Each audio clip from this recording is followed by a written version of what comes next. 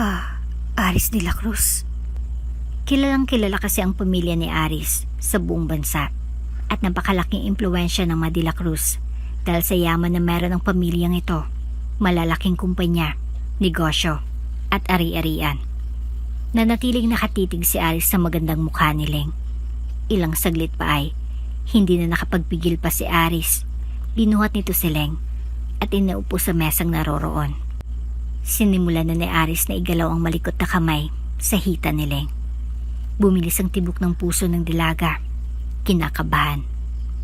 Habang unti-unting itinaas ni Aris ang damit na suot ni Leng ay nagtanong pa ito. What's your name? At ilang taon ka na? Pagamat lasing ay formal na nakipag-usap si Aris sa dalaga.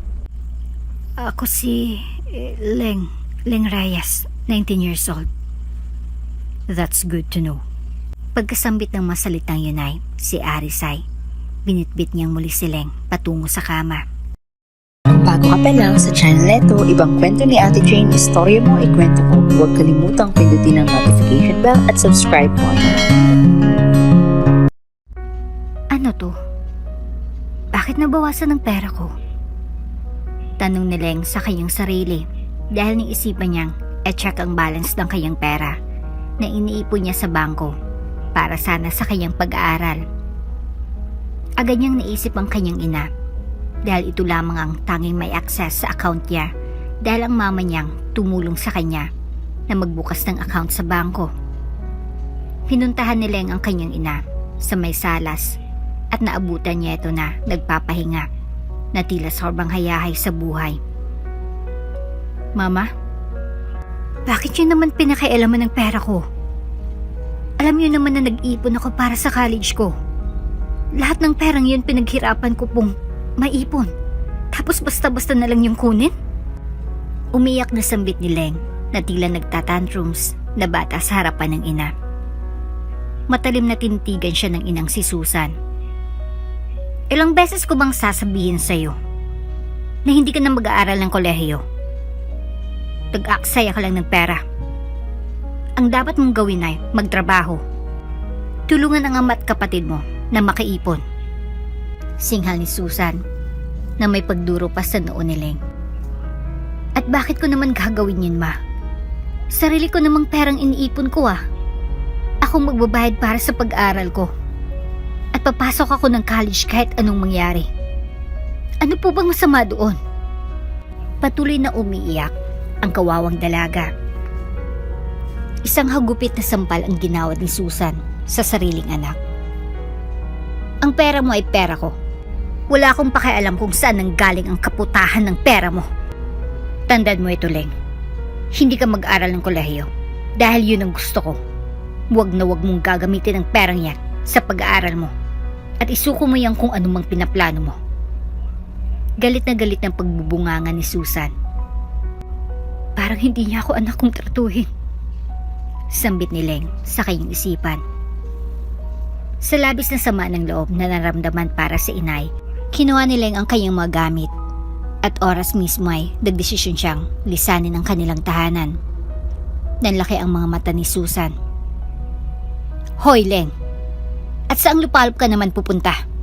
Tandaan mo, sa oras na lumabas ka ng pamamahay na ito, hinding-hindi ka na makakabalik. Tila walang narinig si Leng at nagdire-diretsong umalis. Dala ang kanyang isang maliit na maleta at isang backpack ay binaybay ni Leng ang daan palayo ng bahay na yon. Luhaan. At dala-dala ang lahat ng sama ng loob. Samantalang naiwan naman si Susan, nagalit na galit. Habang naghintay si Leng ng masasakyan, ay may isang magarang kotse na nakaparada sa gilid ng kalsada.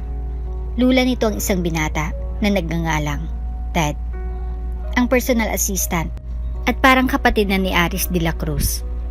Si Aris de la Cruz na isa sa pinakamayamang bilyonaryo ng bansa. Napakaganda niya. Siyang napipili kong dalaga para kay Aris. Nakangiting bumaba ng sasakyan si Ted at pinuntahan si Leng. Ikaw, magandang dalagita. Bungad ni Ted. Nagulat naman si Leng at napaatras ng bahagya. Sino ka? Huwag kang mag-alala. Hindi ako masamang tao. Kanina pa kita pinagmamasdan at pansin kong naglayas ka. Baka sa mukha mo, kailangan mo ng tulong. Tama ba? Tiningnan ni Ted mula ulo hanggang paa si Leng. I know it's not appropriate to ask this, pero kailangan mo ba ng pera? Lumaki ang tenga ni Leng at walang dalawang isip na tumugon. Oo, kailangan ko ng pera. Bakit mo tinatanong? Bibigyan mo ba ako? Diretsong tugon ni Leng na tila nangingilid ang mga luha. Yes, at kayang-kaya kong gawin yun ngayon. Kaya kong naman na ng 100,000 pesos ang bank account mo. Pero kailangan mong pagbayaran lahat ng perang yon. May laman namang sinabi ni Ted na nagpabilis ng tibok ng puso ni Leng. Batid niyang nais iparating ng binata sa kung anong man ang kapalit ng malaking halaga na ipapasok nito sa kanyang bangko. At dahil sa pagnanais na makapag-aral ng kolehiyo, ay wala nang pakialam si Leng sa kung anong mang kapalit ang nais sabihin ni Ted. Kahit ano. Isinama ni Ted si Leng at wala namang alinlangan na sumamang dalaga. Mukha naman siyang mabait at mapagkakatiwalaan. Sa isip-isip ni Leng habang palihim na kinikilati si Ted. Napansin naman yun ng binata. Huwag kang mag-alala. Safe ka sa akin. Napayuko naman si Leng sa hiya. Dinala si Leng sa isang 5-star hotel. Pagpasok niya ay nakalatag na sa kama ang isang magarang nightgown. Didiretsuhin na kita. Ang kapalit ng perang ibinigay ko sa iyo ay sarili mo. Hindi ko na kailangang ipaliwanag sa iyo ang dahilan. Pero mahalaga yun at hindi mo na kailangang malaman yun. Gawin mo na lang sinabi ko. Yun lang. Napalunok si Leng. Anyway, ano nga ang pangalan mo? Leng Reyes. Ngumiti lamang si Ted at iniwan na si Leng sa silid. Naiwan si Leng na tinitigan ang damit na nakalatag sa kama. Hinawakan niya yun at napaisip. Kailangan kong gawin to para makapag-aral. Wala nang atrasan to. Kinakausap ni Leng ang kanyang sarili. Ilang saglit pa ay pabalik naman si Ted sa silid kung saan si Leng. Sa pagkakataong ito ay kasama niya na si Aris. Pasuray-suray na naglalakad sa hallway. Alalay ni Ted ang amo. Sa wakas ay nakarating na sila sa silid at ipinasok ni Ted ang lasing na amo sa loob kung nasan si Leng. Sorry boss, napag-utusan lang. Napapakamot sa ulo si Ted. Samantala ay nakapagbihis na si Leng. Suot niyan ang damit na nasa kama kanina. Pinatay ni Leng ang mga ilaw at ang tanging ilaw na nagbibigay liwanag sa silid ay ang 2 dim light sa gilid ng malaking kama. Pagpasok ni Aris sa loob ay siyang paglabas ni Leng sa banyo na malapit lang naman sa pintong papalabas. Hindi sinasadyang nagbanggaan silang dalawa ni Aris at nagdikit ang kanilang mga mukha. Nagtama ang kanilang mga mata at nagpalitan ng hininga. Mapungay ang mga matang tinitigan ni Aris si Leng. Nanlaki naman ang mamata ni Leng nang ma-realize niya kung sinong lalaking nasa harapan niya ngayon. Aris de la Cruz. Kilalang kilala kasi ang pamilya ni Aris sa buong bansa at napakalaking impluwensya ng mga de la Cruz dahil sa yaman na meron ang pamilyang ito. Malalaking kumpanya, negosyo at ari-arian. Nanatiling nakatitig si Aris sa magandang mukha ni Leng. Ilang saglit pa ay hindi na nakapagpigil pa si Aris. Pinuhat nito si Leng at iniupo sa mesang naroroon. Sinmula na ni Aris na igalawang malikot na kamay sa hita ni Leng. Bumilis ang tibok ng puso ng dalaga. Kinakabahan. Habang unti-unting itinaas ni Aris ang damit na suot ni Leng, ay nagtanong pa ito. What's your name? At ilang taon ka na? Bagamat lasing ay, formal na nakikipag-usap si Aris sa dalaga. Ako si Leng Reyes, 19 years old. That's good to know. Pagkasambit ng mga salitang yun ni Aris ay, biniyabit niyang muli si Leng patungo sa kama. Doon ay dahan-dahan ni Aris na inihiga si Leng at sinimulang siilin ng mga halik. Nanlalaki ang mga mata ni Leng sa sobrang kaba na nararamdaman. Ito ang kauna-unahang pagkakataon na may humalik sa kanya. Sandali lang. Sa sobrang kaba na nararamdaman ni Leng, ay naitulak niya ng bahagya si Aris. Why? Wala ba tayong gagamitin na protection? Hindi na kailangan. Tugon ni Aris at muling siniil ng halik si Leng. Mga halik na sabik sa 4 na sulok ng silid na iyon ay nangyari ng hindi inaasahan na gagawin ni Leng. Napasubo na siya. Makalipas ang halos 1 buwan ay napapansin ni Leng ang ilang pagbabago sa kanyang sarili. Bukod pa dito ay hindi pa siya dinadatnan ng buwan ng dalaw. Upang makasigurado ay lakas loob na nagtungo si Leng sa isang private hospital. Kinakabahan man ay hindi na alintana yun ni Leng dahil nais siyang malaman kung anong nangyayari sa kanya. At nang makuha na ang resulta ng mga eksamen kay Leng ay tila gumuha ang mundo ng dalaga. You're pregnant. Congratulations, Iha. Pero ang bata mo pa. Usisan ng doktor na tumingin kay Leng. Nagulantang si Leng at naalala ang nangyari sa kanila ni Aris. Hindi ito maaari. Hindi ito maaring mangyari. Sa isip-isip ni Leng. Dok, hindi ito pwedeng mangyari. Hindi ko maaaring ipagbuntis ang batang ito. Pwede niyo po ba ako matulungan? Naialis ang batang ito sa sinapupunan ko. Naiyak na sambit ni Leng. Sigurado ka na ba sa desisyon mong yan, Iha? Alam mong hindi maganda para sa isang babae ang pag-abortion. Pero nag-aral pa po ako. Kahit ituloy ko man ang pagbubuntis ay wala naman po akong pangtutustos. Napahagulol si Leng. Napabuntong hiningang doktor. Sige, may kailangan kang pirmahan bago tayo mag-proceed. Kailangan mo rin munang puntahan ng counter para bayaran ang fees. It's 25,000 pesos. Kaya mo ba? Saglit na napaisip si Leng. Masyadong malaking halaga para sa kanya ang pangbabayad sa abortion na nais niya. At perang ibinayad sa kanya ni Ted noon ay halos ubos na at ipinanggasto sa kanyang pag-aaral. Pag-isipan ko pa po, Dok. Tumayo na si Leng at umalis na. Sa hindi inasahang pagkakataon ay muling nag-cruise ang landas ni Ted at Leng. Naroon din palang binata at nakita niya si Leng na naglalakad sa hallway. Ikinagulat pa ni Ted ang paglabas ni Leng sa consultation room para sa mga nagdadalang tao. Buntis siya. Pabulong na sambit ni Ted. Agad-agad itong ipinaalam ng binata sa ina ni Aris na si Mariata de la Cruz. Really? Buntis ng dalagang nakipagsiping sa aking anak? Excited na pagkukumpirma ni Mariata kay Ted. Ito palang nag-utos kay Ted na ihanap ng tamang babae para sa anak na si Aris.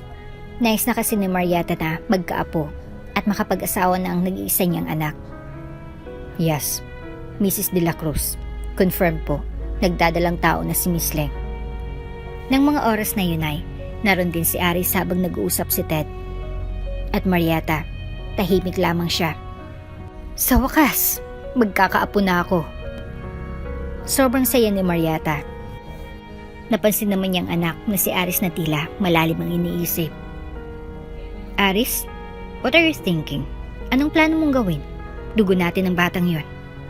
Tumitig ng mata sa mata si Aris sa kanyang ina. I will take care of her and the baby. Wala ka bang balak na pakasalan siya? Ibig mo bang sabihin, hayaan mo lang ang apo ko na walang ina? Huminga ng malalim si Aris. Nakuha naman ni Ted ang nais sabihin ng amo niya, kaya siya nang sumagot.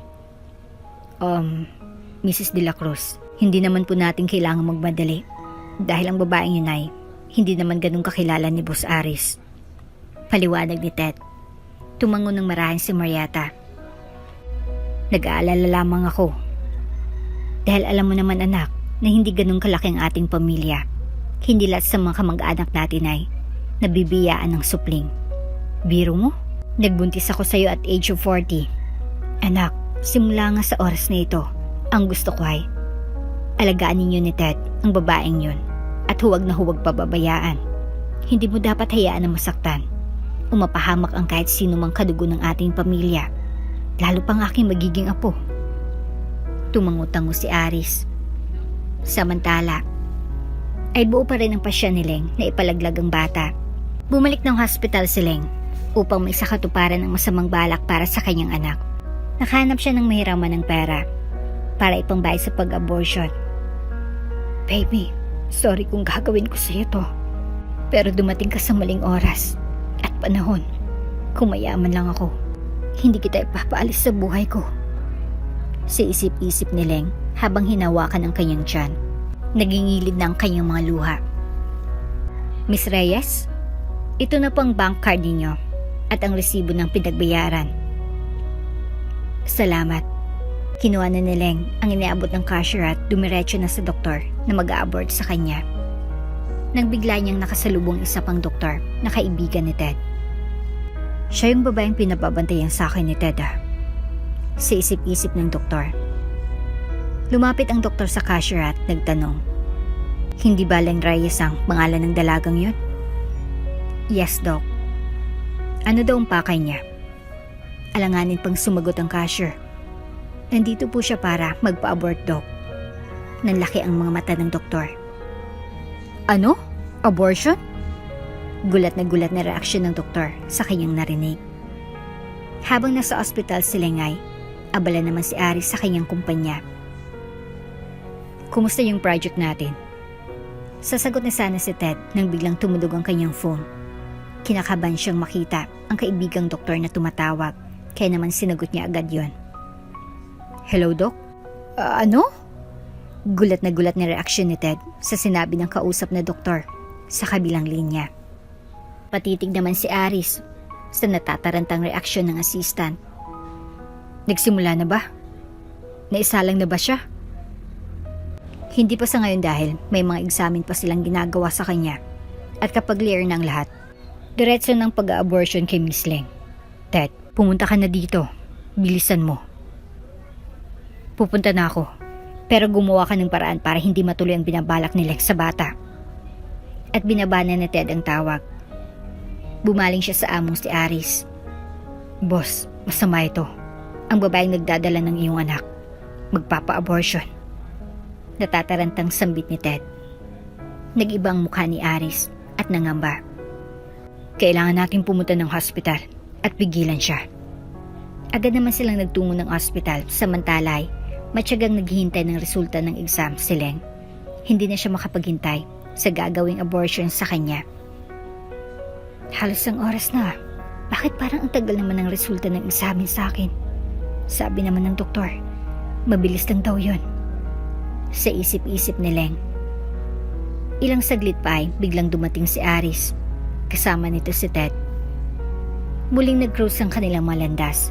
Nagtama ang kanilang mga mata na kapwa kumikislap at nangungusap na masaya silang magkitang muli. Ang laki ng ipinayat niya kaysa nung nakarang buwan. Sa isip-isip ni Aris. Siyang ama ng anak ko. Pero bakit siya narito? Alam niya kaya ang sitwasyon ko? Marahil ay sinadyayang mabuang batang ito dahil may dahilan siya. Kung ganon, pagbabayarin niyang ginawa niya. Sa isip-isip din ni Leng. Naalala mo pa ba ako? Biglang tanong ni Aris. Tumayo si Leng mula sa kinaupuan at lumapit kay Aris. Oo, buntis ako. 1 buwan na. Pero huwag kang mag-alala. Inaayos ko ng lahat. Ipapalaglag ko siya. Pero may isa sana akong hiling sa'yo. Ikaw magbayad para sa operasyon. Hinawakan ni Leng ang kamay ni Aris. Natigilan naman si Aris sa mga binitawang salita ni Leng. Tiningnan niya ang kamay ng dalaga na nakahawak sa kamay niya. Bakit parang balisa siya? Parang ayaw pa ata pumayag na bayaran ng gagawing abortion sa akin. Kung ayaw mo, di bali na lang. Sa isip-isip ni Leng at unti-unti niyang binitawan ng kamay ni Aris. Akmang tatalikod na sana siya sa binata nang biglang hinigit ni Aris ang kanyang kamay.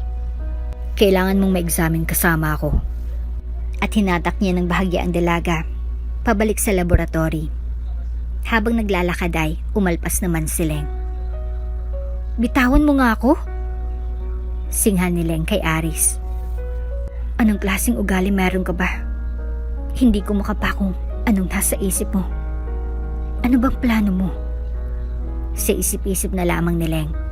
Nanatili namang tahimik si Aris. Agad namang pumagitna si Ted. Boss, may gusto ka bang sabihin? Kanina ka pa kasi tahimik. Baka kasi matakot sa atin si Miss Leng yan. Napapakamot sa ulo na sambit ni Ted pagkatapos ay bumaling kay Leng. Miss Leng, mupo ka muna siguro. Sabayaya kay Leng na maupo. Miss Leng, kung ano man ang iniisip mo kay boss, wag mo nalang masyadong sanang isipin. Wag mo nang pansinin yung mga sasabihin o gagawin niya. Wala lang lahat yun. Naalala mo din naman siguro ako Pero ulitin ko lang ulit yung pangalan ko. It's Ted, personal assistant ni Boss Aris. And later on, magiging boss na rin kita. Kumunot ang noo ni Leng. Boss? Ako? Magiging boss mo? Nagkakamali ka. Bumaling si Leng kay Aris. Ano ba talagang gusto nyo? Kung ayaw niyong bayaran ang bill ko para sa abortion, kalimutan nyo na. Mariing sambit ni Leng sa bayo ko. Pero magiging boss din kita soon. Huwag kang mag-alala, Miss Leng. Dadalhin ka lang namin sa clinic to do a paternity test. Nanlaki ang mga mata ni Leng na tila nais magliyap sa galit. Paternity test? Anong iniisip niyo? Nagsisinungaling ako sa gagawin kong abortion? Para saan pa yan? Napapangisi tuloy si Ted. Hindi mo naiintindihan, Miss Leng. Ganito kasi yun. Yung paternity test na gagawin sa'yo ay para malaman kung kay boss talaga ang batang dinadala mo. Sa oras na makumpirma natin na sa kanya talaga yan, ay magiging responsible siya sa'yo at sa magiging anak niyo. Responsible? Kung ganon, kapag napatunayan na anak niya nga ang batang dinadala ko, babayarin niyo na ang bill ko for abortion? Ngunit nanatiling mangmang si Leng at wala pa rin nakukuha sa mga paliwanag ni Ted. Napapakamot na si Ted sa ulo. Miss Leng, makinig kang mabuti. Sa oras na mapatunayan natin na kay Boss Aris talagang batang dinadala mo, pananagutan niya kayo. Napanganga si Leng nang maintindihan niya ang sinasabi ni Ted. Ha? Pananagutan? Napabaling si Leng kay Aris at nagtama muli ang kanilang mga mata. Totoo bang sinasabi niya? Totoo. Biglang umiwas ang mga mata ni Leng kay Aris. Ayoko. Hindi ko to pwedeng ituloy. Diretsong sambit ni Leng. At bakit? Nag-aaral pa ako at ang batang ito ay magiging hadlang lang sa pangarap kong makatapos. Hindi yan big deal. Akong bahala sa'yo. Hayaan mo mabuhay ang bata at mailuwal mo ng maayos. Lumaki siya ng normal at mabigyan ng pagkakataong makita ang mundo. Bakit pala desisyon ka sa buhay ko? Hindi mo man lang ba iniisip ang mararamdaman ko? Hindi mo muna tinanong kung okay lang ba sa akin ang mga plano mo. Ako ang buntis dito at hindi ikaw. Isa pa, kailangan ko pa talaga mag-aral. Hindi ako makakapayag na ang batang ito ay makakapekto sa pag-aaral ko. Ang sabi ko, ituloy mong batang yan. Yun ang nais ko. Napuno na si Aris kaya medyo tumaas ng kanyang boses. Naalarma naman si Ted dahil kilala niyang boss niya na mabilis lamang mapikon. Wait lang, Miss Leng. May matinding dahilan kasi si Boss Aris kaya gusto talaga niyang ituloy mo ang pagbubuntis mo. Lahi kasi nila ang mahirap magkaanak kaya tuwang-tuwa ang mami niya nang malaman na mabibigyan na siya ng apo ni Boss Aris. Dahil sa wakas ay madadagdagan na rin ang lahi ng kanilang pamilya. Kung hindi mo naitatanong ay late nang ipinagbuntis si Boss Aris ng mami niya. Maging ang iba pa nilang mga ninuno ay ganun din. At ang masaklap pa sa iba ay hindi na talaga nabibiyaan ng anak.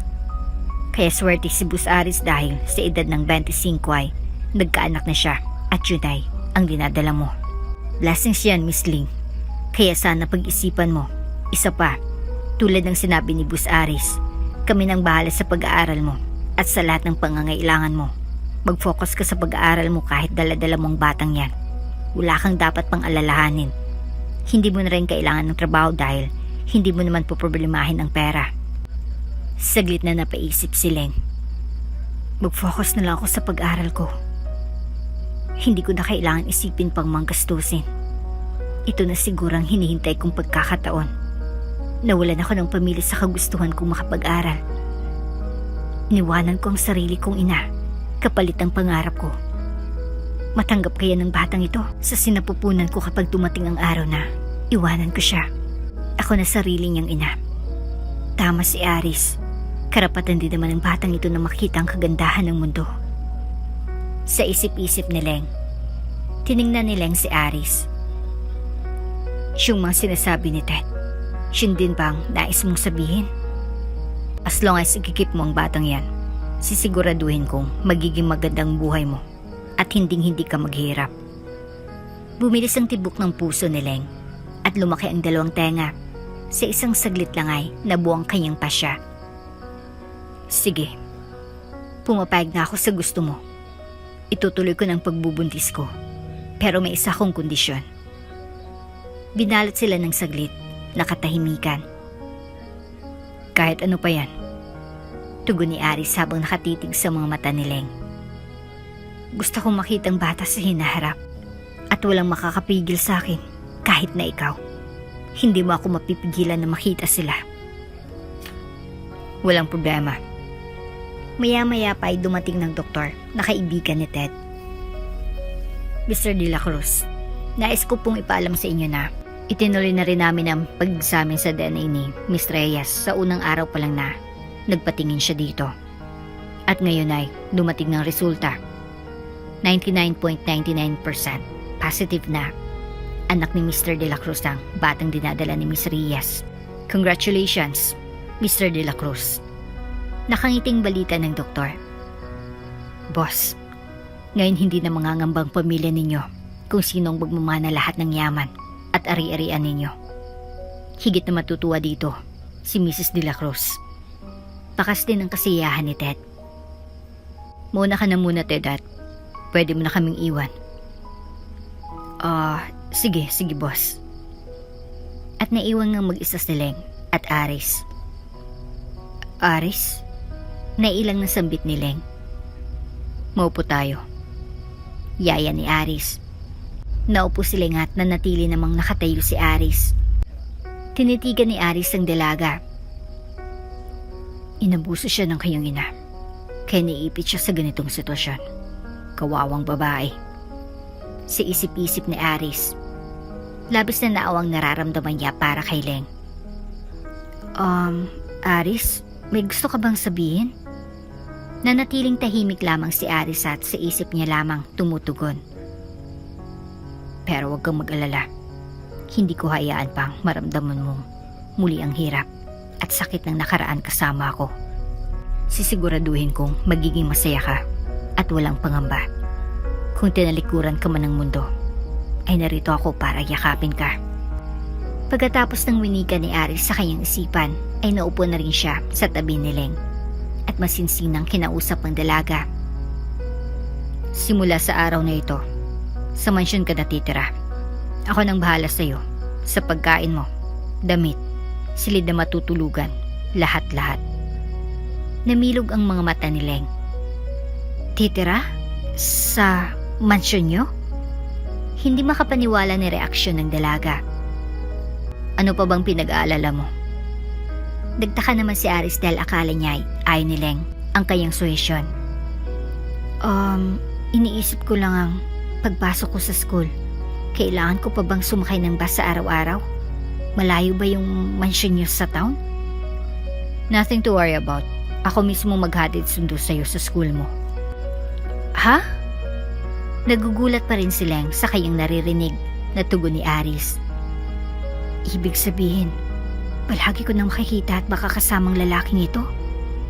Sa isip-isip ni Leng. Mag-dorm na lang ako. Mas madali para sa ating dalawa. Wala kang ibang option, Leng. Buo ng pasya ko. Sa mansyon ka natitira. Para maalagaan ka ng maayos. Sa ayaw at sa gusto mo. Mariing sambit ni Aris. Ang harsh talaga ng taong to. Naiinis na singgal ni Leng sa kanyang isipan. Dahil sa kalagayan ni Leng ay wala siyang nagawa sa desisyon ni Aris. napaterehan siya sa mansyon. Iniisip lamang ni Leng na para sa bata kaya ginagawa ang lahat ni Aris. Para sa ikabubuti niya. Kaya naman, isinaisip na lamang ni Leng na para sa bata lamang kaya kailangan niyang makisama at gawin lahat ng gusto ni Aris. Habang nasa loob ng sasakyan at binabaybay ang daan papuntang mansyon, ay tinitigan niyang tulog na binata. Tunay ngang napakayaman ng pamilya mo. Sayang lang kung walang magmamana ng lahat ng negosyo at magmamayari mo. Napakaswerte lang din at sa akin ka nagkaroon ng anak. Ngayon eto nang pagkakataon ko para matupad ko ang pangarap ko. At hindi ko na ito papalampasin. Mga salitang tumatakbo sa isipan ni Leng. Ilang minuto pa ay narating na rin nila ang mansyon at laking pagkamangha ni Leng nang makita kung gaano kalawak ang lupain na kinatatayuan ng mansyon ng mga De La Cruz. Pagpasok pa lamang ng malaking gate ay kinakailangan pa ng sasakyan bago makarating sa mismong harapan at main door ng mansyon. Nagising naman agad si Aris at bumaba na ng sasakyan. Pinagbuksan niya si Leng ng pinto, ngunit ang dalagay na natiling nakanganga. Leng? Tawag ni Aris. Ha? Salamat. Sabay baba ni Leng mula sa sasakyan. Pagbaba ni Leng ay kinuha ni Aris ang kanyang kamay at inalalayan siyang maglakad papasok ng entrance. Doon ay sinalubong sila ng maraming katulong at sabay-sabay na bumati. Habang hawak ni Aris ang kamay ni Leng, ay pabilis ang tibok ng kanyang puso. Hindi niya malaman at hindi din niya maipaliwanag kung bakit niya nararamdaman ang kabang yun. Hindi pa rin makapaniwala si Leng sa kanyang mga nakikita. Nagpatuloy silang dalawa sa paglalakad papasok ng mansyon. Hindi naman magkandamayaw ang mga mata ni Leng kung saan lilingon dahil bawat sulok at gamit na nakikita niya sa loob ng mansyon ay kumikislap sa kanyang paningin. Napakaganda ng bahay niya. Ngayon lang ako nakapasok sa ganito kagandang bahay. Tapos, dito na ako titira simula sa araw na ito. Sa isip-isip ni Leng. Saglit pa ay nakarating na sila sa malawak na salas at doon ay naupo si Aris. Please, have a seat. Yaya ni Aris. Ngunit natiling nakatayo si Leng at tinitigan ng magandang sofa. Napakaganda naman ng sofa nila. Pangmayaman na pangmayaman talaga. Paano ang pag-upo ko at bigla akong madumihan? Pinag-isipan pa ni Leng kung mauupo siya dahil batid niyang sobrang mamahalin ng mga gamit sa mansyon na iyon. Napansin naman ni Aris ang pagiging aligaga ni Leng, kaya naman siya na mismo ang nagpaupo sa dalaga.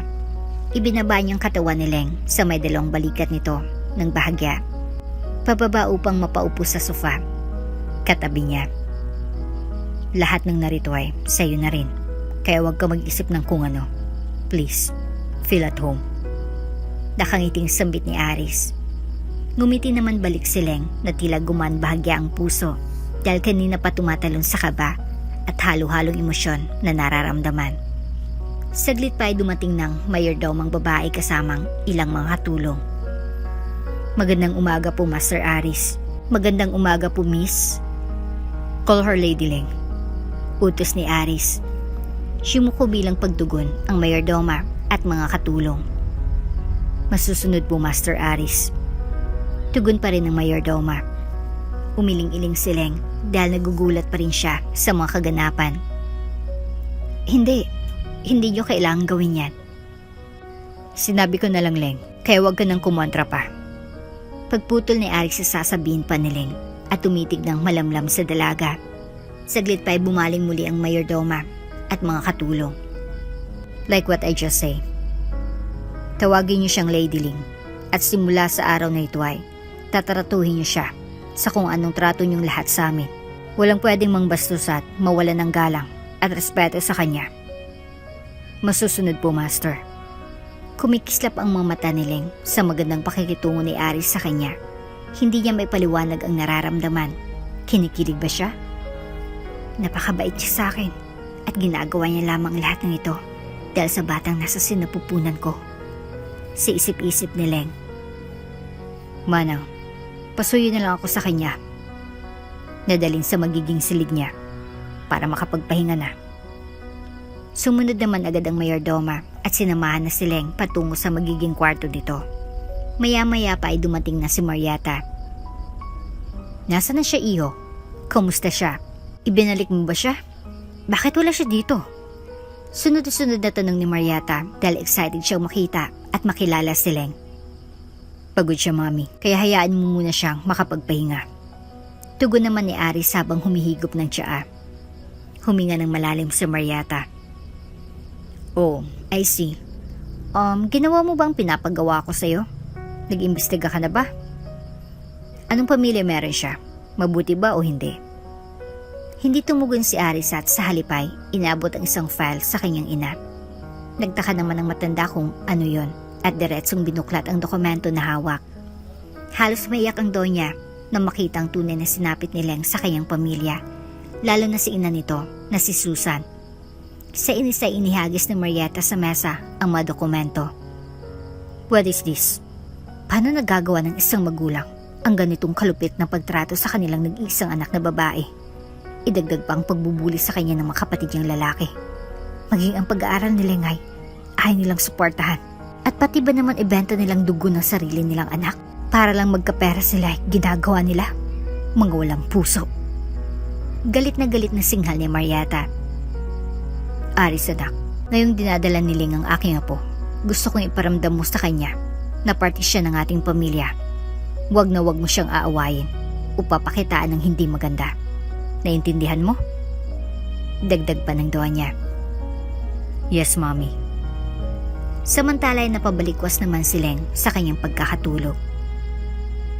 Babangon na po ako. Napatingin si Leng sa paligid at natauhan. Hays, akala ko nasa bahay ako. Panaginip lang pala. Tumingin si Leng sa kanyang relo at nakita ang oras. Halos mag-3 oras din pala siyang nakatulog. Naisipan na Leng na bumaba na ng salas at sa kanyang pagbabay naabutin niyang nag-uusap ang mag-inang Aris at Marieta. Siya sigurang mami ni Aris, si Doña Marieta, galing sa mayaman at kilalang pamilya. Tunay ngang isang royal family ang ama ng magiging anak ko. Paano na lang kung malaman ng mami ni Aris ang buhay ko? Isang dukha na lumaya sa tunay na pamilya dahil sa hindi magandang pundasyon na meron kami. Nakakaya lang dahil lang isang tulad ko lamang ang magiging ina ng kaisa-isa nilang tagapagmana. Kung ano-ano ang tumatakbo sa isip ni Leng, hindi niya namalay na napansin siya ni Marieta. Is that her? Is that Leng? Nakangiting tanong ni Marieta kay Aris. Tumango naman si Aris. Leng! Tawag ni Marieta na tila kilalang kilala niya na ang dalaga. Bumilis muli ang tibok ng dibdib ni Leng. Ako po ba? Natatarantang tanong pa nito. Please come here, Iha. Pinaypayan siya ng kamay ni Marieta upang lumapit si Leng sa kanila. Nahiyang lumapit si Leng at napapalunok sa kaba. Magandang hapon po, Donya. Magsasalita pa sana si Leng nang biglang lumapit si Marieta sa kanya at hinawakan ang kanyang 2 kamay. Iha, hindi mo na kailangang gawin yan. Hindi mo ako kailangang tawaging Donya o kung ano paman. Hindi ako isang masamang biyanan, katulad ng iba. Halika at maupo ka sa tabi ko. Kanina pa kita hinanap dahil gustong-gusto na kitang makita at makausap. Wala kang dapat na ipag-alala. Alam ko ng lahat. Dinadala mong apo ko, ang nag-iisang tagapagmana ng pamilya de la Cruz sa susunod na henerasyon ni Aris. May lahi kasing pamilya namin na mahirap magkaanak kaya napakaswerte ni Aris dahil nabiyayaan siya kaagad sa edad niya. Kahit na bata pa siya, kaya hindi namin papalampasin ang pagkakataong ito at hindi ko hayaang may mangyaring masama sa iyo. Napag-usapan na namin ng aking si Aris na dalhin kanya dito sa mansyon nang masigurado namin ang kaligtasan mo at ng baby. Kailangan ka naming maalagaan ng mabuti hanggang sa makapanganak ka. Kaya huwag kang matakot, ha? Masinsinang sambit ni Marieta na may ngiti sa mga labi. Napaisip muli si Leng. Yung baby talagang higit na importante dito. Pero, paano? Paano ko gagawin ang obligasyon ko? Wala akong kaalam-alam sa pagiging ina. Isa pa, sobrang layo talaga ng estado ng buhay ni Aris sa akin. kasama ng batang nasa sinapupunan ko. Kaya sa ngayon, habang pinagbubuntis ko pang batang ito ay maaaring maging maayos pang lahat para sa akin. Pero, paano kung may mangyaring masama sa baby? Sa kapangyarihan ng Manila Cruz, ano kayang maaari kong kaharapin? Tila natutulala na sa hangin si Leng. Makinig ka, Iha. Sinasabi ko ito sa'yo, pero hindi para i-pressure ka. Hindi ka naman isang robot para gawin ko yon. Kung may alalahanin ka man sa ngayon, yun ay ang pagdadaanan mo habang naglilihi. Hihi. Ganun po ba? Hihi. Napapangiti na lamang si Leng sa halong emosyong nararamdaman. Napakalayo ng mga iniisip ko sa kanya kanina lang. Kabaliktaran pala ng mga inakala kong magiging reaksyon niya kapag nalaman niyang isa lamang akong duka at mahirap na tao. Nasa kanya ang katangiang hinahanap ko sa mama ko simula nang mamulat ako sa mundo. Sisip-isip ni Leng habang nakatitig sa maamong mukha ni Mariata. May araw pa ngayon. Halika kayo at pumunta tayo ng mall para makapamili ng mga gamit. Mga gamit na kailangan mo, Iha. Kakalipat mo lang dito kaya batid kong marami kang bagay na dapat bilhin.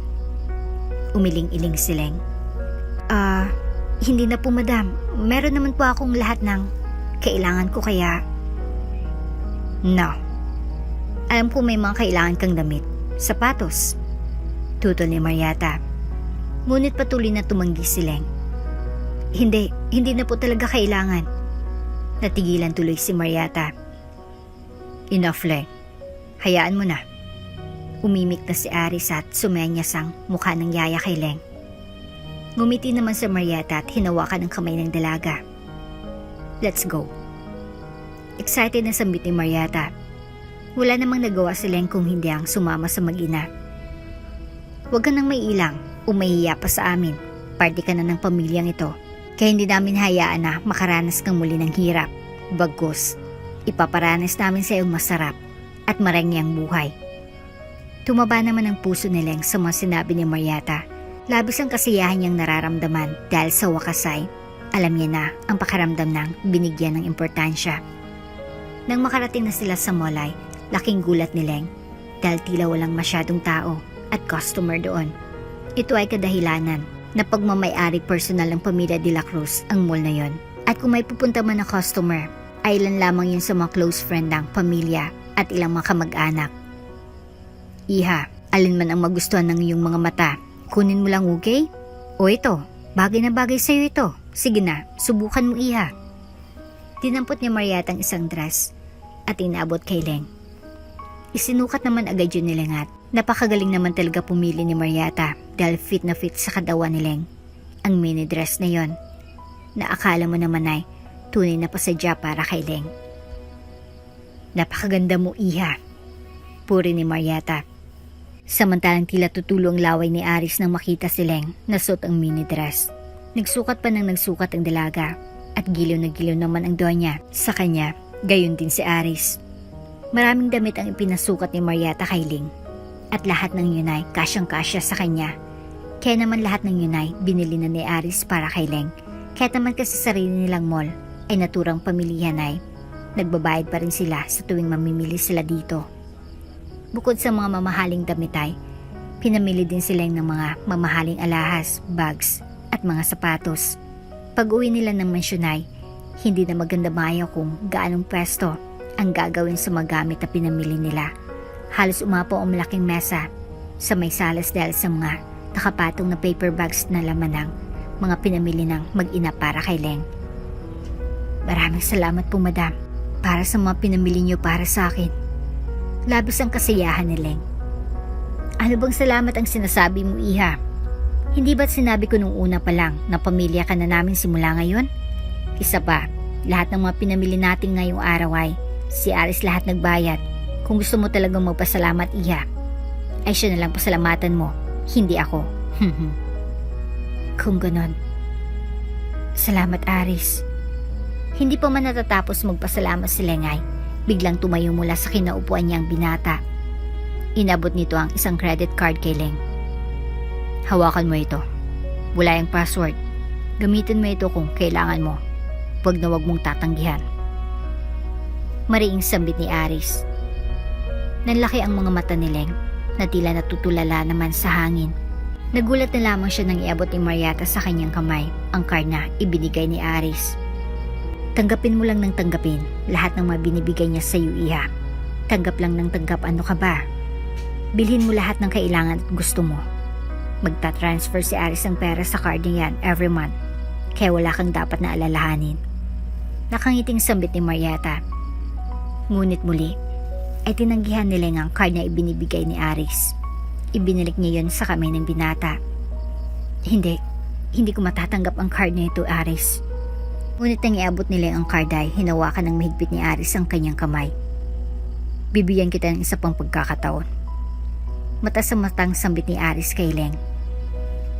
Napaisip naman si Leng at tila natinag sa matitig ni Aris. Sige na nga, tatanggapin ko na. At tuluyan ang tinanggap ni Leng ang card. Ngumiti naman ang mag-ina dahil sa desisyon ni Leng. Araw na ng pasukan ni Leng at si Aris mismo naghatid sa kanya sa school. Diyan na lang ako sa may harapan ng intersection. Kaya ko naman lakarin mula dyan. Itinuturo ni Leng ang intersection. Tumango naman si Aris. Pagtigil ng sasakyan ay baba na sana si Leng nang bigla siyang may naalalang sabihin kay Aris. Aris, may gusto sana akong sabihin sa'yo. Bakit hindi na lang kaya yung driver yung gumawa nito sa akin? Siya na lang yung maghatid at sundo, diba? Para hindi ka na naabala ng ganito. Nailang na sambit ni Leng. Tsaka di na ako makahinga ng maayos sa kaba. Simula kanina nang bumahi kami. Para hatid niya ako. Sobrang tahimik. Nailang ako ng sobra. Dagdag ni Leng ngunit si isip-isip niya lamang. Huminga ng malalim si Aris. Hindi ka nakakaabala. Siyon lamang ang tugon ni Aris at napakagat-labi lamang si Leng na bumaba ng sasakyan. Ilang segundo lamang ay bigla itong sumilip sa sasakyan at nagpaalam kay Aris. Bye-bye, Aris. Kitang-kitang kislap sa mga mata ni Leng habang kumakaway sa binata. Ngumiti naman si Aris pabalik. Masayang pumasok si Leng sa kanyang klase. Pagkaupo niya sa kanyang upuan ay dumating na rin ang kaibigan niyang si Ray. Hi, kamusta ka? Bati ng binata. Si Ray Vasquez, na isang heartthrob sa kanilang school at pinagkakaguluhan ng mga estudyante at mga kaklase ni Leng. Kaya naman inis ang mga kaklase ni Leng sa kanya dahil katabi pa niya si Ray sa upuan. Isa na dito si Sam Madrigal. Walang kaalam-alam si Leng na kanina pa sila tinitingnan ng masama nito. Subukan mo lang karengkingin sa Ray ko. Bruha ka. Humanda ka sa akin. Naggingit-ngit na sambit ni Sam sa kanyang isipan. Hoy, nakikita mo bang nakikita ko? Nilalandi na naman ni Leng si Ray, oh. Lalo pa ngayon. Parang mga bago atang suot niyang damit at mga gamit niya. Parang kakaiba siya today. Parang nung nakaraan lang halos hindi siya kumakain. Pero ngayon, may bago pa siyang phone. Sabat ng intermediadang kaibigan ni Sam. Umirap naman si Sam. Ano ka ba? Mukha namang peke eh. Malay mo. Binili ni Ray para sa kanya lahat ng yan. Huwag kang apple dyan. Paano naman siya bibilan ng mga ganyang regalo kung hindi naman siya gusto ni Ray? At isa pa, hindi mangyayari na magustuhan siya ni Ray, ano? Isa siyang mahirap na basura. Nakipagsiksikan lang sa school na to. Kaya imposible yung mga sinasabi mo. Nag-isip naman ng malamlam ang kaibigan ni Sam. Hindi kaya may matanda na siyang mayaman? Kumapit na siya sa patalim dahil sa hirap ng buhay? Napaisip din si Sam at tumitig sa kaibigan. Posible kaya na totoong may matandang mayaman siya kaya ganyan ang mga kasuotan niya? At ngayon, ginawa niya yon para maakit niya si Ray? Galit na hinuha ni Sam. Maya-maya pa ay dumating ng kanilang teacher at nagsimula ng kanilang klase. Nagkukumo sa galit si Sam sa buong klase dahil nakikita niya kung paano titigan ni Ray si Leng. Humanda ka sa akin, babae ka. Akin lang si Ray. At kahit sino pong bayang lumandi sa kanya, wala akong papalampasin. Gusto mo palang akitin si Ray, ha? Sige, makikita mong hinahanap mo. Galit na sambit ni Sam sa kanyang isipan. Kating-kati na siyang matapos ang kanilang klase dahil may masamang plano siya para kay Leng. At nang matapos na ang klase ay nagdiretso si Leng sa dorm nila para kunin ang iba pa niyang mga gamit. Naroon pala si Sam na kanina pa siya inaabangan. Lumapit si Sam kay Leng at hinawakan siya sa braso. Malandi ka talaga ano? Hindi mo ba talaga titigilan si Ray?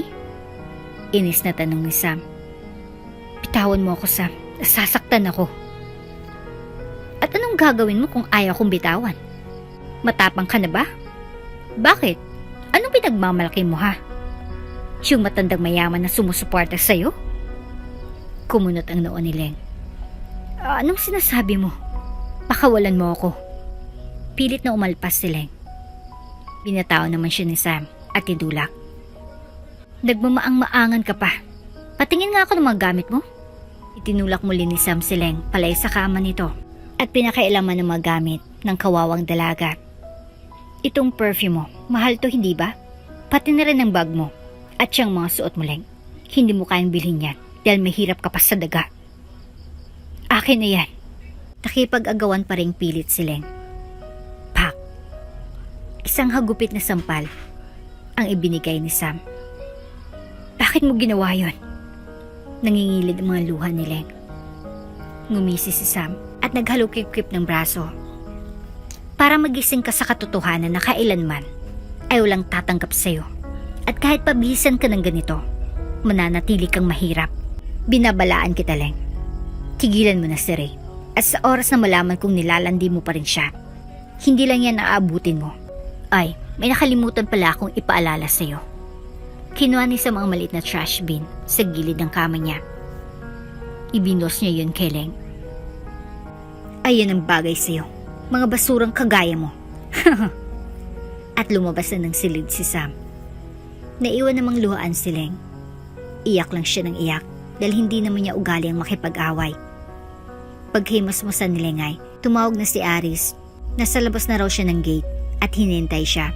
Agad namang lumabas ng school si Leng at sumakay ng sasakyan ni Aris.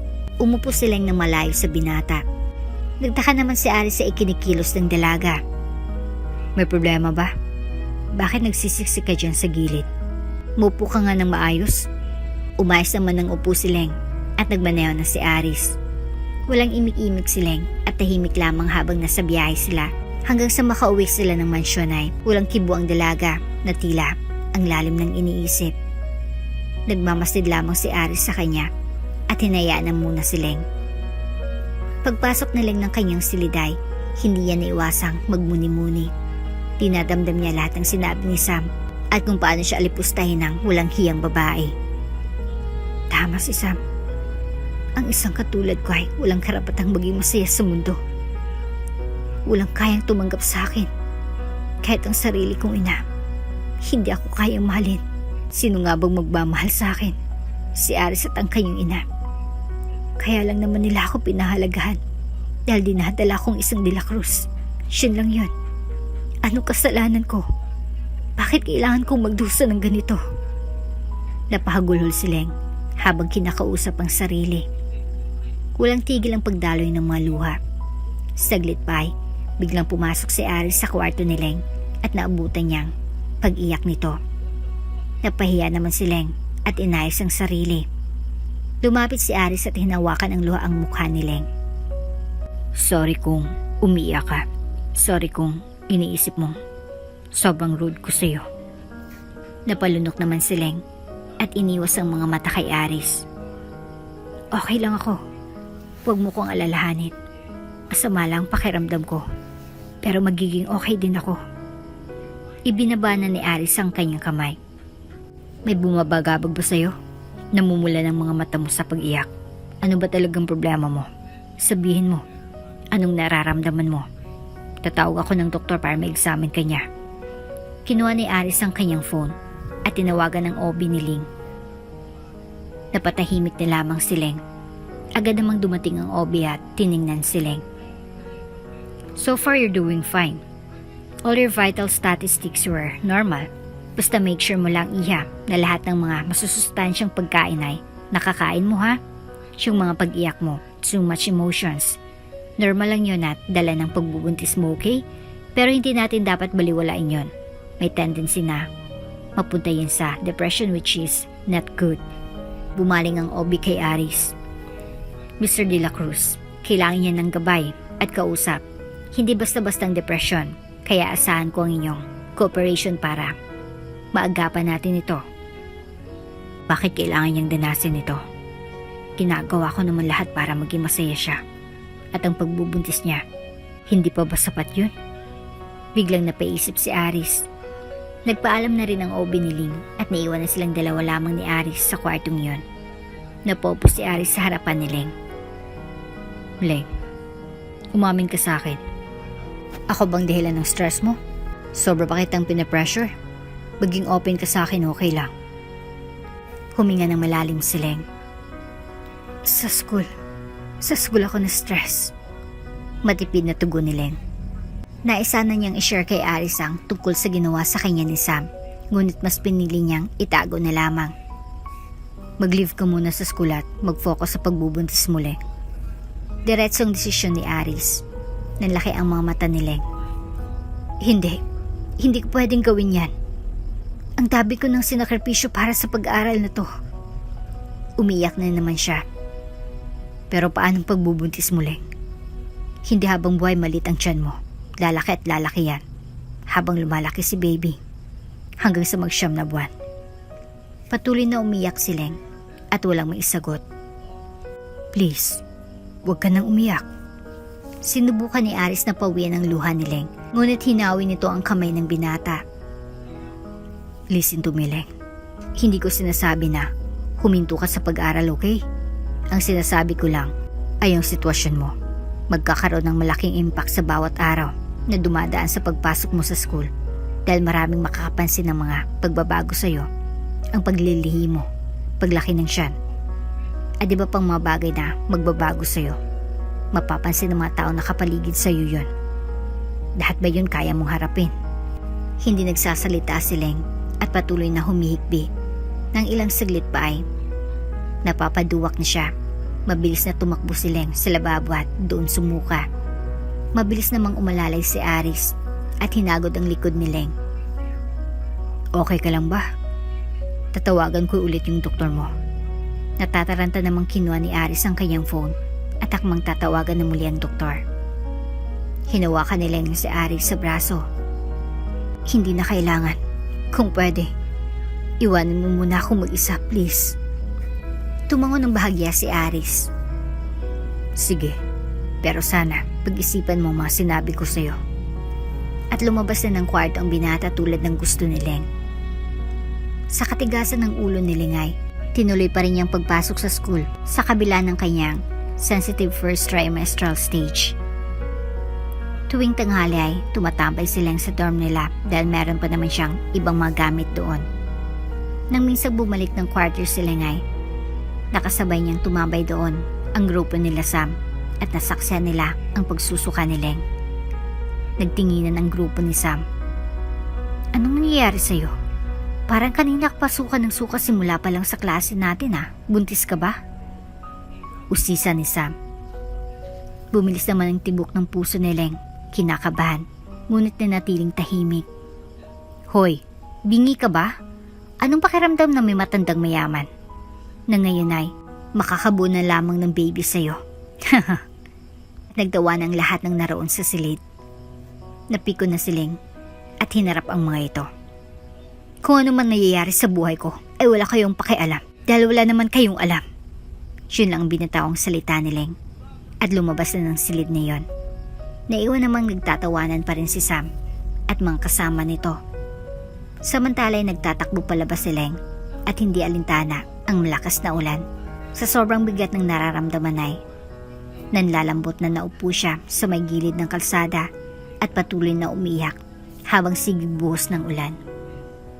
Ilang saglit pa ay naramdaman ni Ling ang tila nawala ng pagpatak ng ulan sa kanyang pwesto. At ang siya'y tumunghay, nakita niyang malaanghel na mukha ni Aris, dalang payong na nakasukob sa kanya. Anong ginagawa mo dito? Bakit ka sumugod sa ulan? Sana hintay mo ako. Nagsisermon pa sana si Aris, ngunit nagulat siya nang biglang yumakap silang sa kanya at humagulhol. 10 minutes ka ba namang late? Akala ko, iiwan mo na rin ako. Umiyak at humihikbing sambit ni Leng na akala mo'y bata. Sorry, nagkaroon lang ako ng biglaang meeting. Hindi mangyayaring iniisip mo, Leng. Pangako, hindi na maulit. Tumangutango si Leng habang mahigpit pa rin nakayakap kay Aris. Walang kaalam-alam si Leng at si Aris ay nakita sila ni Sam na nagyayakapan. Sa kamalditahan nito ay kinuhanan niya ng palihim ang dalawa. Tingnan natin ang tapang mo. Malandi ka talagang babae ka. Bulong ni Sam sa kanyang sarili habang nakangisi. Samantala ay mabilis namang isinakay ni Aris si Leng sa sasakyan at binalot ng kanyang coat. Huwag mo tong alisin para hindi ka lamigin. Nag-ayos na ng seatbelt si Aris nang biglang nagsalita si Leng. Nagbago ng isip ko. Titigil na ako sa pag-aaral. Sambit ni Leng habang nakatitig kay Aris. Huminga ng malalim si Aris. Hindi mo kailangang pilitin ang sarili mo, Leng. Kung gusto mo mag-aral, sige lang. Kung saan ka masaya. Umiling-iling ang dalaga. Bunang desisyon ko. Nung una, akala ko okay lang na pagsabayin kong pag-aral at pagbubuntis ko. Pero tama ka. Mahirap talaga. Sobra akong nape-pressure sa mga nangyayari sa klase. Hindi ko na kinakaya ang temper ko. Ang mga naririnig ko sa kanila. Kaya mas mabuti pa. Tumigil na muna ako at saka na lang siguro ako bumawi kapag nakapanganak na ako. Ngumiti naman si Aris. Sige, kung yan ang iyong desisyon, makikinig ako. Nakangiting tugon ni Aris kay Leng. Salamat, Aris. Kinabukasan ay nagpahanda ng isang dinner date si Aris para sa kanilang dalawa ni Leng. Napakaraming pagkain ang pinahanda ni Aris at hindi na nito tinigilan ng kakasandok ng pagkain ng pinggan ni Leng. Napapanguso na lang si Leng sa ginagawa ng binata. Kailangan mong kumain ng marami. Busog na talaga ako, Aris. Hindi ko na kayang kumain ng madami. Reklamo ni Leng. At akmang aalis na sana sa mesa nang biglang hinatak ni Aris ang kanyang kamay. Wait a minute, Leng. At nagkalapit ang kapwa nila mukha. Sobrang lapit sa isa't isa. Halos nagpapalitan na ng hininga at nagtitigan na kumikislap ng mga mata. Napakalambot ang palad niya. Sa isip-isip ni Aris, tumingin naman si Leng sa kamay niya na hawak ng binata. Ano yun, Aris? Pagtataka ni Leng. Pupnasan ko lang sana ang kamay mo. Parang may dumi kasi. Palusot ni Aris, sabay punas sa kamay ni Leng gamit ang tissue. Aris, nailang naman si Leng na sinusubukan na bawiin ang kanyang kamay. Bilang asawa ko, kahit kailangan mong iwasan ang mahaplos ko tulad nito. Sisip-isip lamang ni Aris habang patuloy na pinupunasan ang kamay ni Leng. Bakit parang bawat araw ay may nagbabago sa kanya? Mas bumabait siya sa akin at mas nagiging sweet. Tulad ni Aris ay may tumatakbo din sa isip ni Leng. Okay na ako. Malinis na naman. Babalik na ako. At mabilis na nakaalis ang dalaga. Takot pa rin siya sa akin at hindi pa kampante. Nasambit ni Aris na narinig naman ng mayordoma na naroon lamang sa likuran niya. Master Aris, napansin ko lang po nitong mga nakarang araw ay nagbabago ng katawan ni Lady Ling. At normal lang yun sa isang nagdadalang tao. Kailangan maalagaan pa rin ang katawan niya, lalo ng mga parting sobrang maapektuhan kapag duman ang mga buwan ng kanyang pagbubuntis. Kumunot ang noo ni Aris. What do you mean, Manang? Siyempre lalaki ang tiyan ni Lady Ling. Kaya kailangan maagapan ng mga kamot. Kaya kailangan may magamit siya na mapahid para maiwasan yon. Nagkaroon naman ng interes si Aris. Pamahid? Saan naman ako makakahanap nun? Nakakabili ba nun? May dinukot sa kanyang bulsa ang mayordoma at iniabot kay Aris. Ito, Master. Sa probinsya lang namin meron yan. Tung nakarang linggo po ay umuwi ang pamangkin ko kaya nagpadala ako niyan para ibigay sa inyo at magamit nyo kay Lady Ling. Hindi lang kasi basta pinapahid yan. May mga teknik pa po. Hindi lang sa tiyan yung pinapahid, pati na rin sa kilikili, hita at sa puwet. Tumangon ng marahan si Aris. Sige, ituro mo sa akin, Manang, at gagawin ko kay Leng. Sige po, Master. Samantala'y kakatapos lang ni Leng na maligo at kasalukuyang nagbe-blower ng buhok nang biglang pumasok si Aris. Oh, bakit ka naman nandito, Aris? Naiilang tuloy si Leng. I-apply ko sa'yo to. Nakangiti yung pinakita ni Aris ang ointment na galing kay Mayordoma. Para saan? Para hindi ka magkakamot. Diretsong tugon ni Aris. Ha? Kung para sa kamot yan, edi dapat sa tiyan ko ipapahid, tama? Yes. Ngumisi sila nga dahil kailangan niya talaga yon. Kung ganun, akin na at ako nang magpapahid. Akmang kukunin na sana ni Leng ang ointment nang biglang inagaw ni Aris. No. Bakit? Marunong ka bang maglagay? Kumunot naman ang noon ni Leng. Ipapahid lang naman yan sa tiyan ha. Bakit? May iba pa bang klase ang pagpapahid? Oo naman. Tsaka hindi lang naman yan sa tiyan mo to ilalagay. Kaya sige na, humiga ka ng maayos at papahidan kita. Bakit hindi na lang kaya si Manang yung magpahid sa akin yan, di ba? Nahiya si Leng. Hindi na tumugon si Aris at naghalukik-pip na lamang ng braso. Napairap naman si Leng at napakagatlabi na lamang. Wala siyang nagawa kung hindi ang mahiga at ilabas ang kanyang tiyan. Pero bago magsimula si Aris ay may kinuha itong maliit na palanggana na may lamang tubig. May maliit din siyang towel na hawak. Binasayo ni Aris at pinahid sa tiyan ni Leng. Napatitig naman si Leng sa gwapong mukha ni Aris na tila nahulog na siya sa isang mahika. Bakit parang laki ng pagbabago niya? Hindi na siya ang Aris na nakilala ko noon. Ang Aris na tahimik at suplado noon ay isang malambing at maasikaso na ngayon. Boss siya pero pinaparamdam niya sa akin ngayon na ordinaryong tao lamang siya na pinagsisilbihan ang isang tulad ko. Sisip-isip ni Leng habang nakatitig kay Aris. Saglit pa ay nagsimula na si Aris na punasan ang tiyan ni Leng ng basang towel.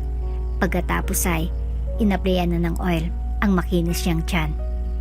Namumula si Leng sa hiya. Maya-maya pa ay nagsilita na muli si Aris. Sige, maghubad ka na. Nanlaki ang mga mata ni Leng. Ano? Bakit ako maghubad? Napabangon tuloy ng bahagya si Leng sa gulat. Bukod sa tiyan mo, kailangan ko ding pahida ng masingit mo, kilikili at puwet. Seryosong tugon ni Aris. Napabalot ng kumot si Leng sa katawan. Ha? Puwet? Hindi. Malay ko ba kung gusto mo lang manghipo? Huminga ng malalim si Aris. Sa mga parte lang na binanggit ko, i-apply ang oiling. Wala nang iba pang parte. Umiling-iling si Leng. Kaya ko ng sarili ko kung ipipilit mo yung gusto mo. Hayaan mo nang magkakamot ako, no? Wala na akong pakialam.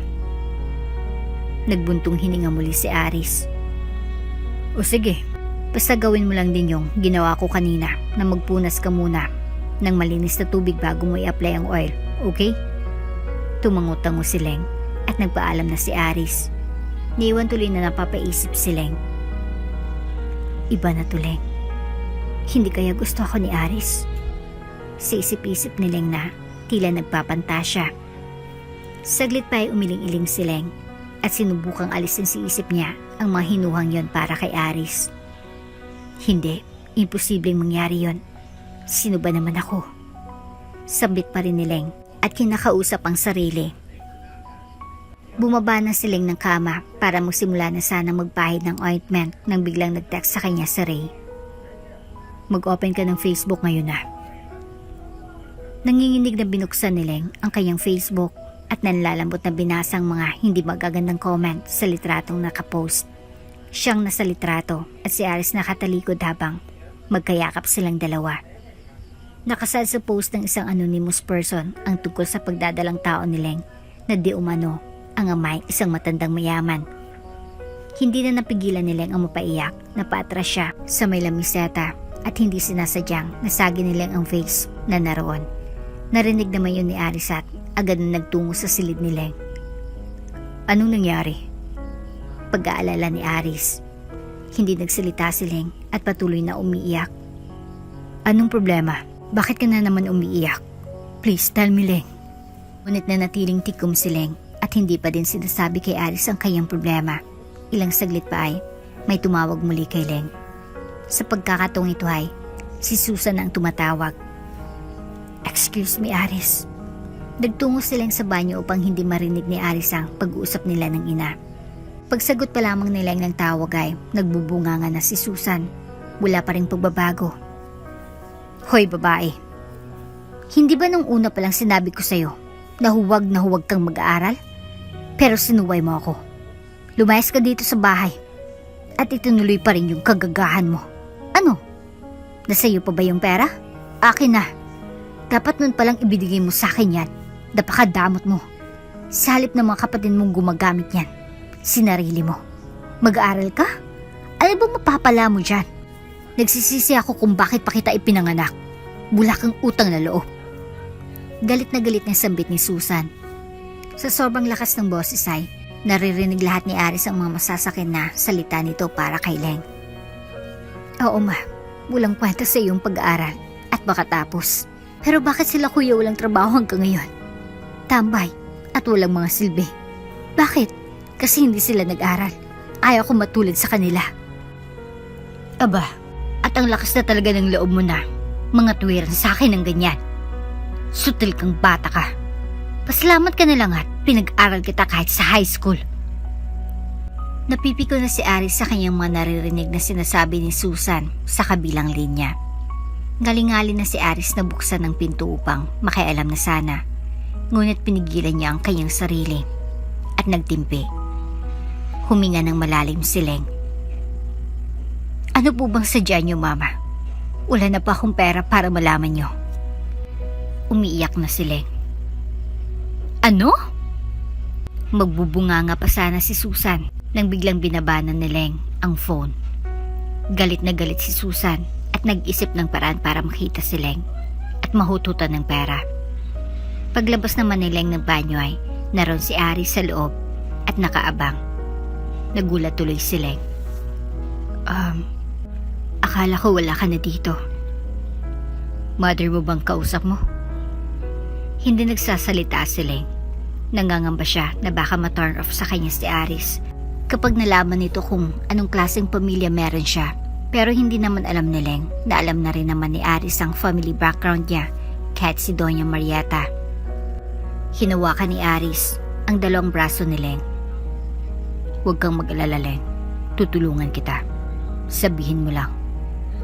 Tumitig si Leng sa mga mata ni Aris. Totoo ba?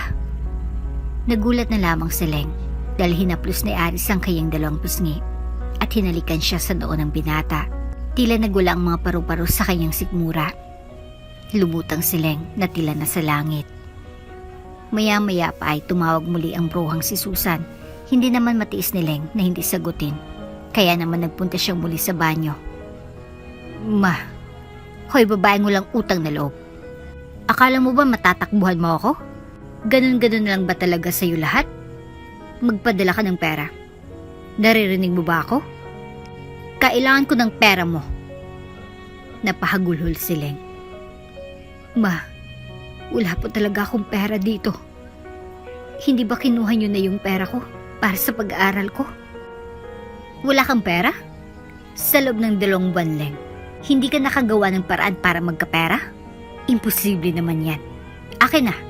Akin ang pera mo. Ngayon na. Wala na po talaga, Mama.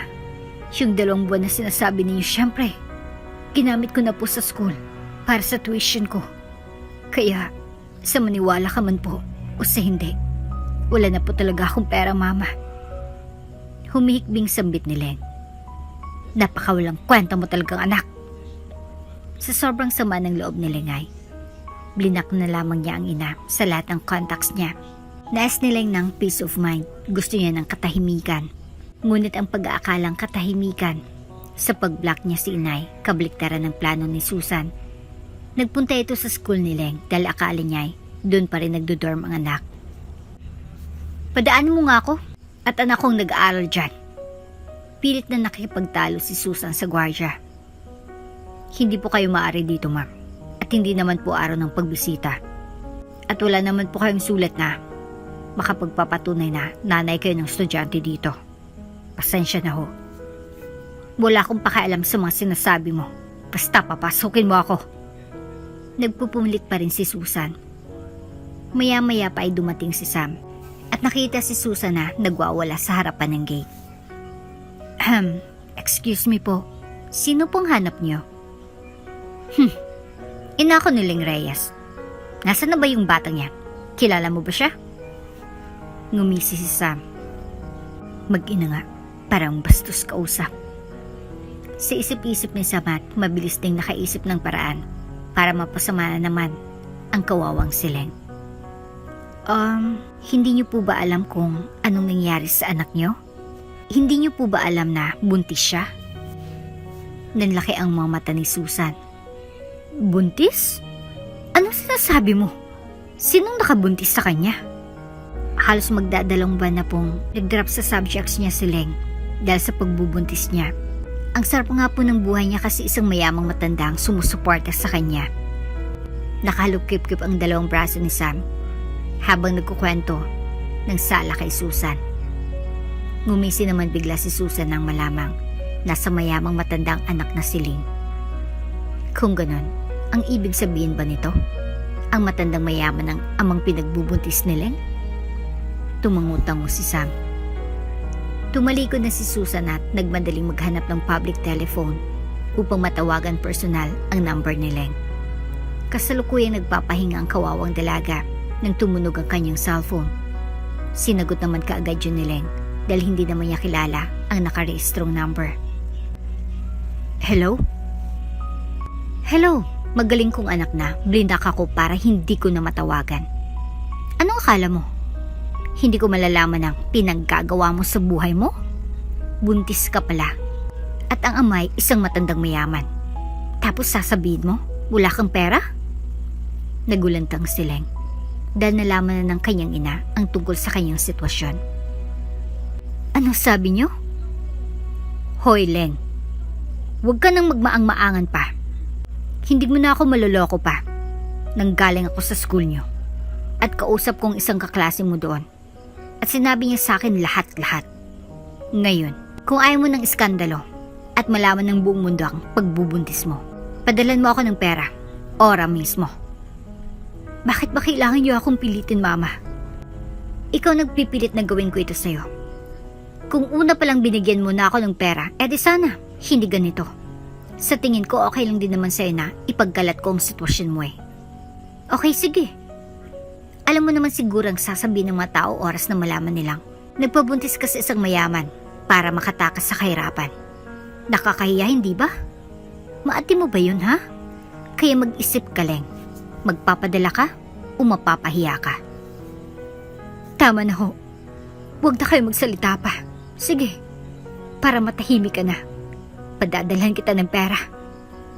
Binuksan na Leng ang kanyang drawer at kinuha ang card na ibinigay sa kanya ni Andres. Kailanman ay hindi ko ginamit ang card na ito. Pero ngayon, kailangan kong gamitin para sa sarili kong dignidad. Ay matakpan lang ang bibig ni Mama. Gold digger na ba ako nito? Si isip-isip ni Leng habang patuloy na umiiyak. Magkano bang gusto mo? Pwede na bang 20,000? 20,000? Iniinsulto mo ba ako? Sa yamang tinatamasa mo ngayon. Hindi ka ba nakokonsensya? Napadalhan ako ng 20,000 lang? Napapailing na lamang si Leng at patuloy na umiiyak. Magkano bang kailangan mo? 1,000,000. Magpadala ka ng 1,000,000 ngayon na. Bakit naman 1,000,000? Sumusobra na kayo, Mama. Saan naman nakukuha ng ganong kalaking pera? Nanggigigil na si Leng sa galit. Ngunit wala siyang magawa kundi ang umiyak. Wala akong pakialam. Bibigyan kita ng 1 araw. Kapag hindi mo pa napadalang pera hanggang bukas, hintayin mo na lang na masirang reputasyon mo. at binagsakan na ng tawag ni Susan ang anak. Napahagulhol naman si Leng sa sobrang sama ng loob. Hindi niya na alam ang gagawin. Ngayong pinapaliit ni Susan ang kanyang mundo. Bakit niya ako pinapahirapan ng ganito? Siguro hanggang sa mamatay na lang ako bago siya makontento. Sisip-isip ni Leng. Saglit pa'y pumasok sa isip niya si Aris at naalalang sinabi ng binata na ito ang bahala sa kanya. Basta magsabi lamang si Leng kung anong problema.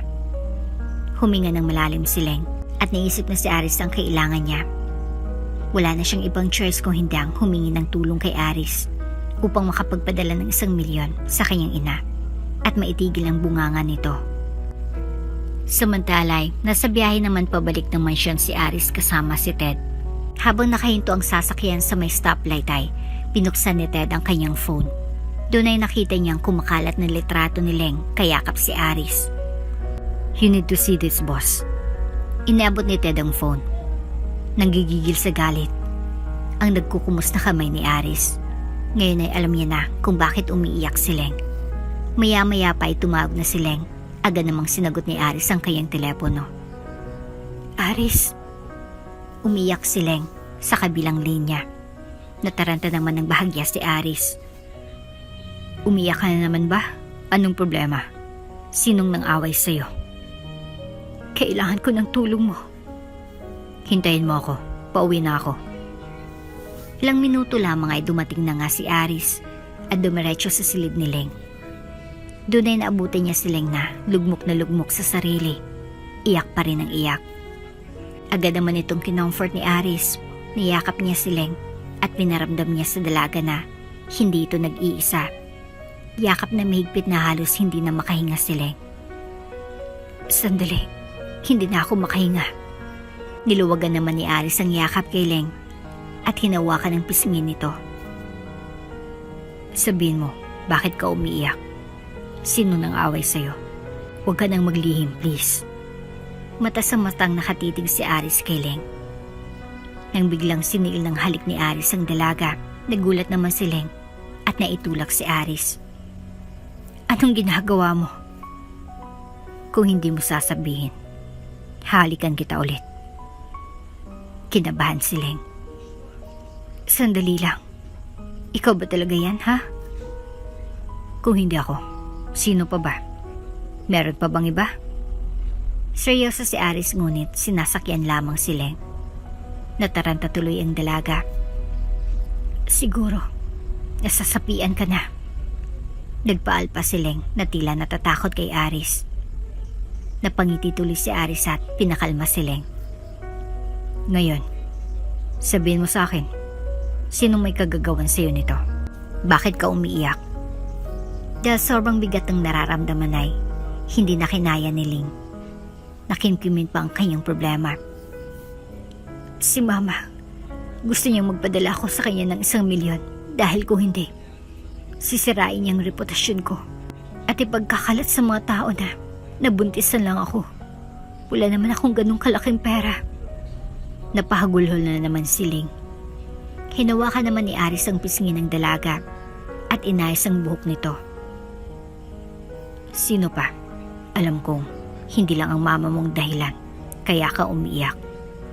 Hindi na rin naglihim si Leng at sinumbog na rin niya si Sam na siyang nagkalat ng litrato sa social media.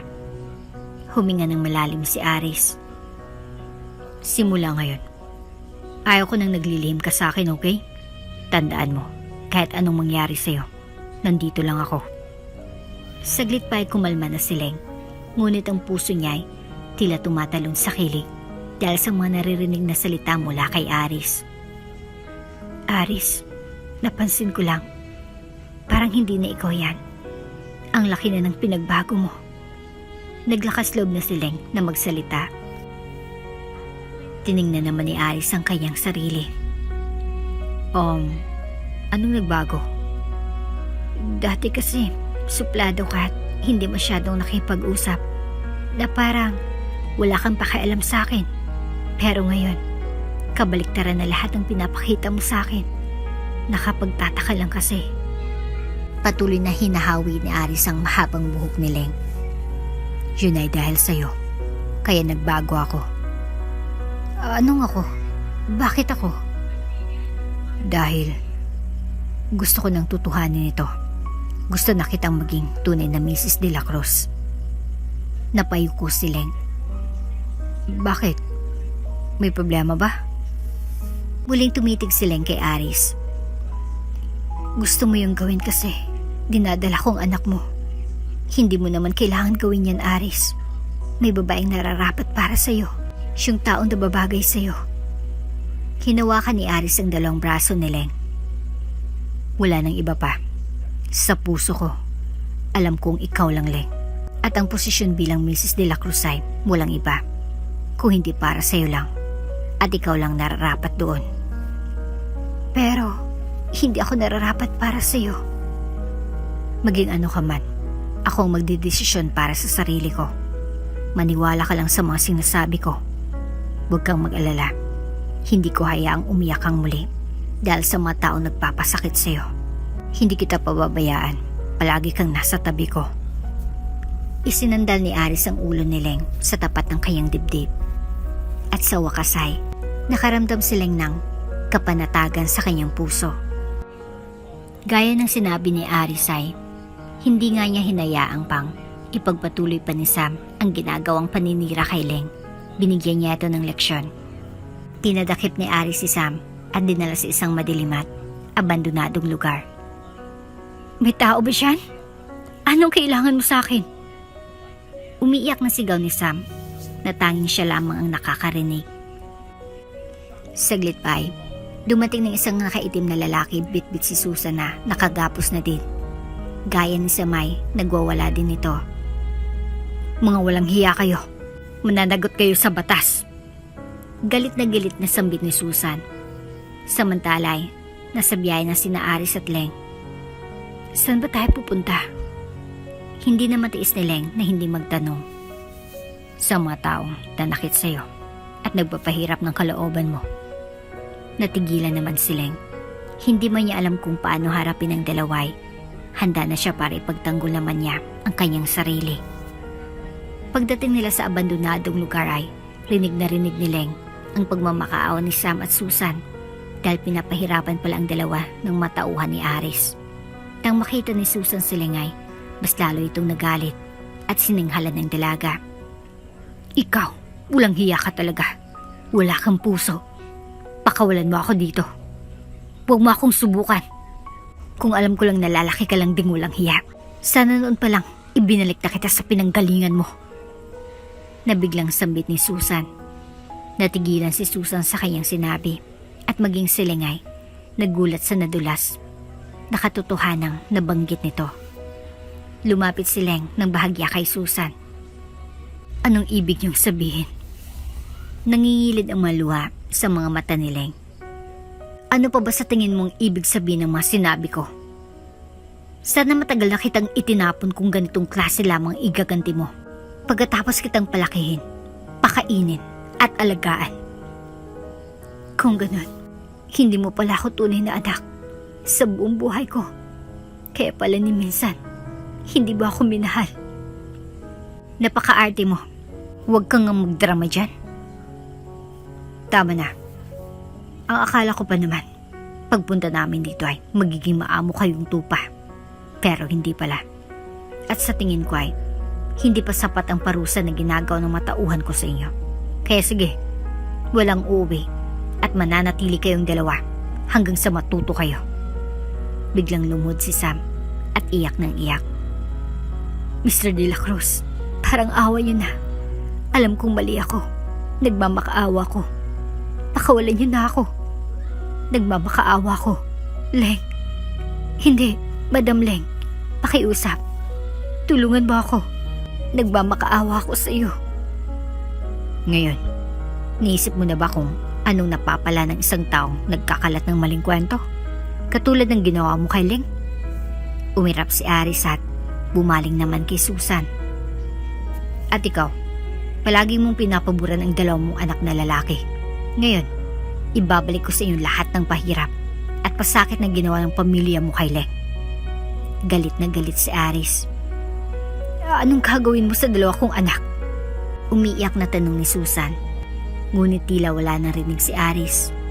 At Leng, dire-diretso na silang lumabas ng lugar na yon. Bumalik na silang dalawa sa mansyon.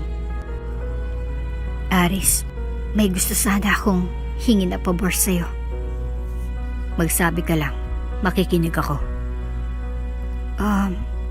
Gusto ko lang sanang makumpirma kung sila ba talagang tunay kong magulang. Pwede mo ba akong tulungang mag-imbestiga? Oo naman. Ngumisi si Leng at hinawakan ng kamay ni Aris. Salamat, Aris. Napakabuti mo talagang tao. Pero may isa akong kondisyon. Ano yon? Matulog ka sa master's bedroom kasama ako. Diretsong tugon ni Aris na may pilyong ngiti. Napatras tuloy si Leng. Baka naman, pwede mong palitan ang kondisyon mo. Biglang namulang pisngi ni Leng sa hiya. Ano bang nasa isip mo? Matutulog lang naman tayo, huwag kang mag-alala. Tila napahiya naman si Leng sa kanyang sarili. Sige. At napapayag din siya ni Aris. Pagkatugon ni Leng ay agad siyang binuhat ang binata. Ay, anong ginagawa mo? Dadalhin na kita sa kwarto ko. Hinayaan na lamang ni Leng na kargahin siya ni Aris dahil feel niya ang mabisig nito na may ingat siyang hawak. At gaya ng sinabi ni Aris ay natulog lamang silang dalawa ng gabing yon. Kinabukasan ay nagising na lamang si Leng na wala na siyang katabi sa higaan. Bumangon na si Leng at lumingaling nga sa buong silid ni Aris. Saglit pa ay nagprepare na siya para bumaba ng salas. At pagbaba niya ay naroon si Doña Marieta. Hello po. Bati ni Leng. Hi, gising ka na pala. Halika, iha. Lumapit naman si Leng at paglapit niya ay hinawakan ng Doña ang kanyang kamay. Iha, umalis lamang saglit si Aris dahil may asikasuin lamang daw siyang importante. Ngumiti naman si Leng. Hindi ko naman po siya hinahanap. Hihi. Napapakamot sa ulong tugon niya. Huwag kang mag-alala at babalik din siya agad. Naboboring ka na ba, iha? Kaya ako narito dahil may dala akong mga bagay na pwede nating gamitin para malibang ka naman. Alam kong magugustuhan mo ito. At binigyan ng libangan ni Doña Marieta si Leng hanggang sa nakabalik na si Aris ng mansyon. May dalawang balita si Aris, isang maganda at isang masamang balita. Magandang balita para kay Leng na malamang hindi niya tunay na mga magulang si Susan at ang asawa nito. Ngunit ang masamang balita ay ang malamang wala na rin tunay na mga magulang ni Leng na nasawi sa isang car accident. Labis na nasaktan si Leng, ngunit dahil sa tulong ni Aris ay nakamove on din ng dalaga. Makalipas ang ilan pang mga buwan ay naipanganak na ni Leng ang isang malusog na batang babae. Pagkatapos ng halos isang taon na recovery ay bumalik na sa kanyang pag-aaral si Leng at nagpatuloy sa kanyang buhay kasama si Aris at ng baby nila. Ang buhay ni Leng ay nagpapatunay lamang na ang buhay ng tao ay parang gulong. Kung noon ay nasa ilalim siya, ngayon naman ay nasa ibabaw na. Hindi man naging magandang makaranasan ni Leng, ay pinagtibay naman siya ng mga pagsubok na dumating sa kanyang buhay. Isang pagsubok na naging daan upang makilala niya si Aris at matagpuan ang tunay na kaligayahan. At dito na nga po nagtatapos ang ating kwento. Hanggang sa muli. Kung bago ka pa lang sa channel neto, ibang kwento ni Ate Jane, istorya mo, ikwento ko. Huwag kalimutang pindutin ang notification bell at subscribe button.